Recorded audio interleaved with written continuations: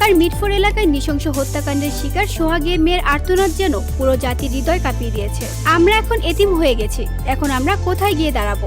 বাবাকে যারা হত্যা করেছে আমরা তাদের বিচার চাই, এভাবে কাঁদতে কাঁদতে বিচার চেয়েছেন ছোট্ট সোহানা।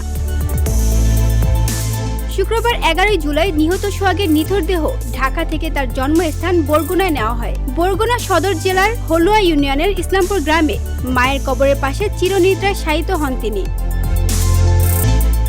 জীবনের শুরু থেকেই সংগ্রাম ছিল সোহাগের নিত্যসঙ্গী। মাত্র 7 মাস বয়সে বজ্রপাতে বাবা আয়ুব আলীকে হারান। পরে মা আলিয়া বেগম 3 সন্তানকে নিয়ে জীবিকার সন্ধানে চলে আসেন ঢাকায় মিটফোর্ড এলাকায় গড়ে তোলেন মেসার্স সোহানা মেটাল নামে একটি ছোট্ট ব্যবসা। সেই ব্যবসায় ছিল তার স্বপ্ন, তার জীবিকার একমাত্র আশ্রয়।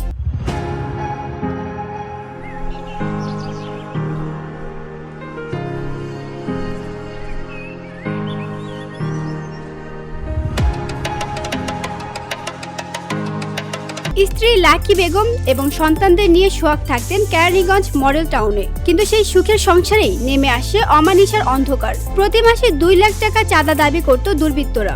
সোহাগ তাতে রাজি হননি, ফলে তার দোকান তালাবদ্ধ করে দেওয়া হয়। গত 9 জুলাই বিকেলে তাকে ডেকে নেওয়া হয় বাড়ি থেকে। চাঁদা দিতে রাজি না হয় নির্মমভাবে মারধর করা হয়, পাথর দিয়ে আঘাত করে তাকে হত্যা করা হয়।